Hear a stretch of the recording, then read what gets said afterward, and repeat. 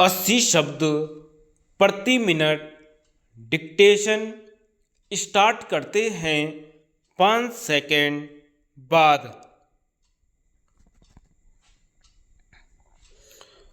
उपाध्यक्ष महोदय, उन्होंने कहा कि उनके लिए किसी की निंदा या भर्त्सना करने की अपेक्षा हमारे लिए समझौता करना अधिक महत्वपूर्ण था। हमने उनकी बात मान ली, लेकिन कहा पाकिस्तान ने हमारे साथ ज्यादती की है, लेकिन हम पाकिस्तान की निंदा करना नहीं चाहते, क्योंकि हम पाकिस्तान के साथ शांति से रहना चाहते हैं। हम पड़ोसी हैं और मैत्री चाहते हैं। इस प्रकार हमने बार बार अपनी नीति को संयत किया है, अपनी पूरी शक्ति के साथ मुख्य तथ्य प्रस्तुत नहीं किए जो हम कर सकते थे।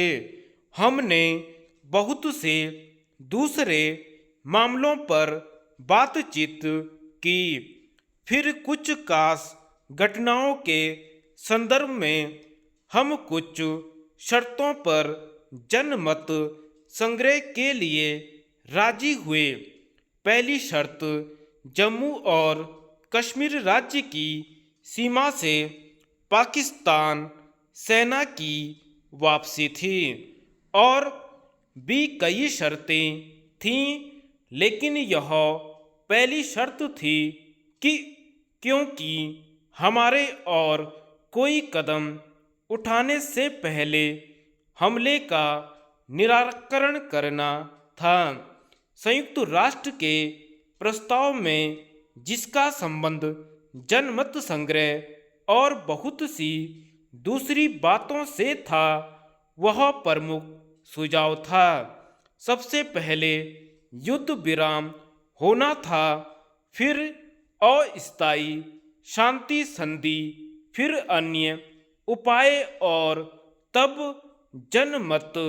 लेकिन युद्ध विराम के तुरंत बाद अस्थायी शांति संधि के अनुसार पाकिस्तान सेना को हमला किए क्षेत्र से चले जाना था।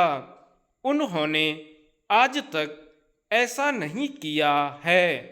मुझे आज बताया जा रहा है कि हमने अपने अंतर्राष्ट्रीय वचन का पालन नहीं किया है। यदि पाकिस्तान ऐसा कहे तो मैं समझ सकता हूँ, क्योंकि पाकिस्तान को अनुत्तरदायित्व और गलत वक्तव्य देने की आदत है। लेकिन मुझे आश्चर्य और दुख तब होता है जब दूसरे लोग ऐसा कहते हैं। यदि मुझे विश्वास हो जाए कि मैंने किसी अंतर्राष्ट्रीय वचन का पालन नहीं किया है, तो या तो मैं उसका पालन करूंगा और अथवा भारत के प्रधानमंत्री पद से त्यागपत्र देकर अलग हो जाऊंगा। दूसरे लोगों को भारत का शासन कार्य संभालने दूंगा। इस दौरान हमने पाकिस्तान से इन मामलों पर विचार विमर्श किया है।